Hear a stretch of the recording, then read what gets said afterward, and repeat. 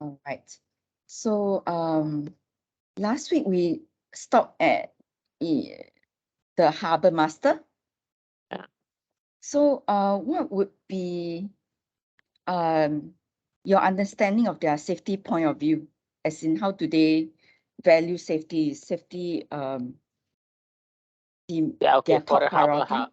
yes, for harbor master, safety is top priority because master is the one who is in charge of the entire the port area. So Mm-hmm. any incidents or any safety things that happen to him are Mm, definitely reported to the harbor master. And that's something which is his concern, mm, because whenever there are any incidents or anything, it can result in disruption, to the port lineups, and the basically the operations of the port get disrupted, right, when there is any yeah, safety incident and all that. So yeah, it's top priority for them.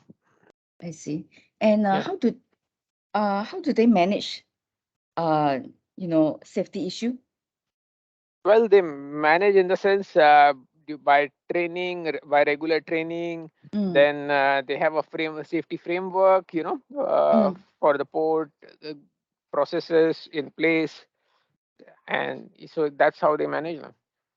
mhm. And who do they report the safety issue to? Whenever a Well, safety issue happens, who do they report to? Well, they don't report to anyone, but the harbor master is the ultimate authority, because they are either a private entity who owns the port, or they are either appointed by the government, Mm, who does the port. So then they have to report to the, probably, Ministry of Shipping, or, depending on the jurisdiction. mm. Yeah.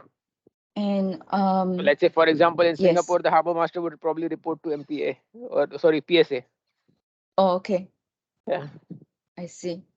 And what sort of tools are they currently using? Are they Uh, very digitally led, or are they relying on traditional see, methods like Excel or emails and such? yeah, of course, they would be using emails and all to report safety incidents. I mean, I don't think there is any tool or something, because they are reporting high up, right, to the government. Mm, So I don't think there's any software or anything. So yeah, I think they would be using email. And mhm. And are they tech savvy? well, no, I don't think. I doubt, because generally harbor master would be somebody who's very senior, in terms Mm, of age. yeah. So yeah, so but I mean, I'm sure they must be using a smartphone and all that. But I wouldn't say they are. They, they might be slightly older Mm, in age. Yeah. I see. And Yeah. have you came across any harbor master that is using RightShip? No, Mm. not really. Yeah. And if they are not, right, what do you think will entice them to come on board on RightShip? I mean, in consideration that they may be of a certain age, and digital tools may not be their preference. Well, the thing is, see, if you say that harbor master, right? I mean, harbor master is, there's only one harbor master in entire in a port area, right? So Mm, it's a very small market size that we are looking at in terms of harbor master. But mm, if the entire ecosystem, the port ecosystem, is using RightShip, then yes, then it's a slightly bigger market, and with like multiple users, like like maybe the 30-40 people in the port area using RightShip. Then yes, mm, then the harbor master would be, we'll have to take a look at RightShip, right? And probably it has some, I mean, whatever features which are applicable for a harbor master, then yes, I think they would look at it. But it has to be a holistic approach. It cannot be just mm. something which you make only for the harbor master. If it is Yeah, something which is okay. for the entire port, then yes, then the harbor master is just a part. Will have to, come on board. I see. Okay, understood. And if there's any adoption of digital efforts, right? Who will be the paymaster for all these?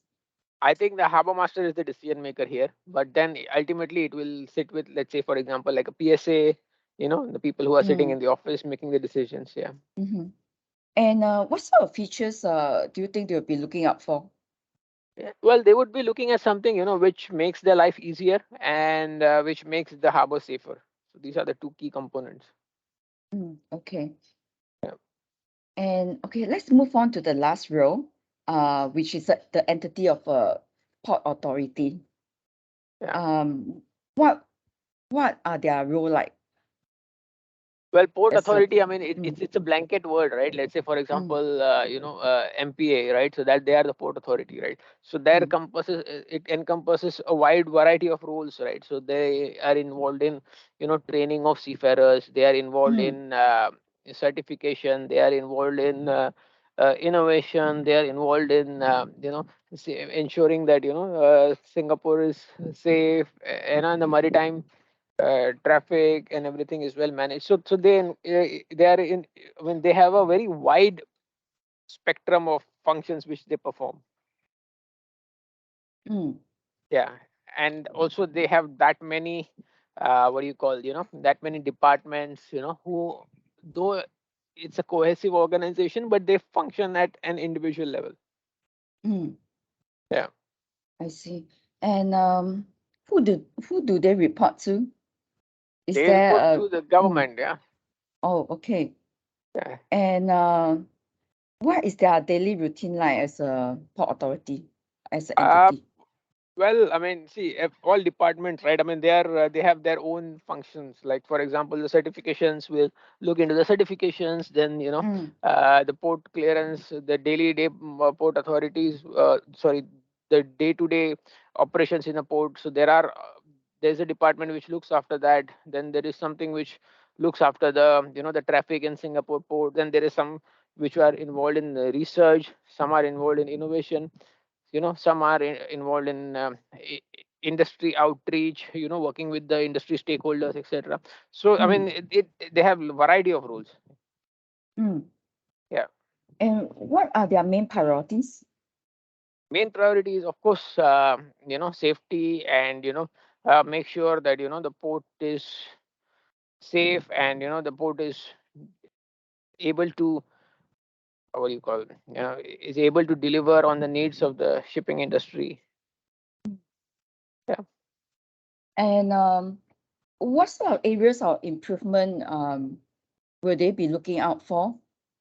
Well, one is innovation, digitalization, and then the Mm, other one is, of course, safety and environment. okay. And is there any common challenges that um, as a port authority would face?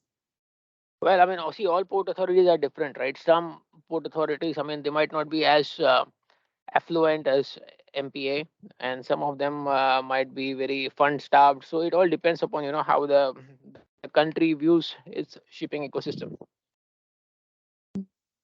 Yeah, so it's Uh, very hard to find common challenges because some might have very different challenges, right?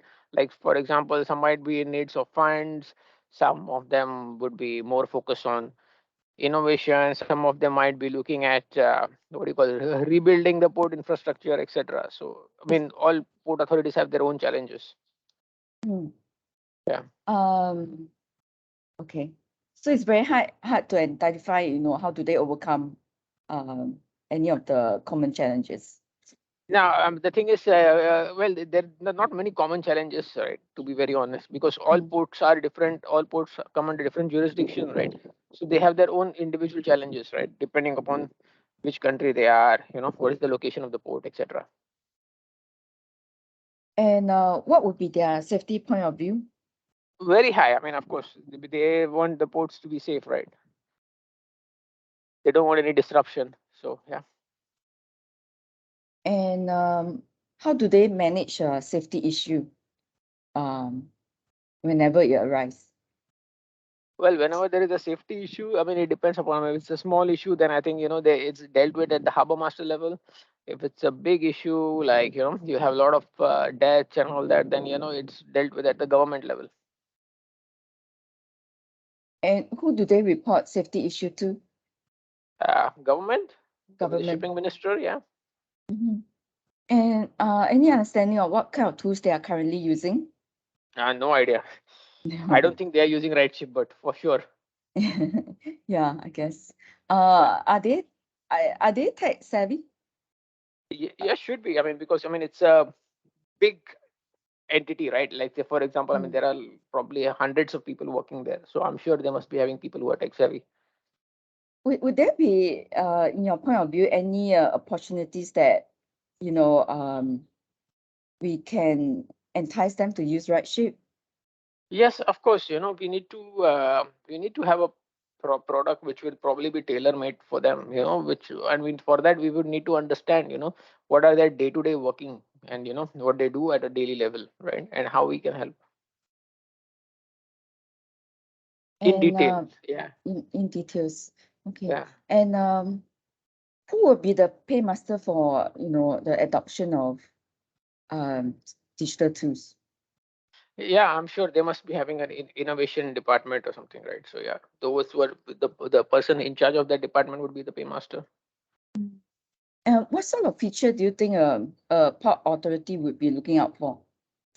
Well, see, the thing is, the port authority would Mm. be looking at something which is at a very high level. So if we can give them a high level visibility, like say, for example, whether it is uh, like we have our MEP, right? So it could be emissions, or so those kind of products, which give you a high level overview. Mm.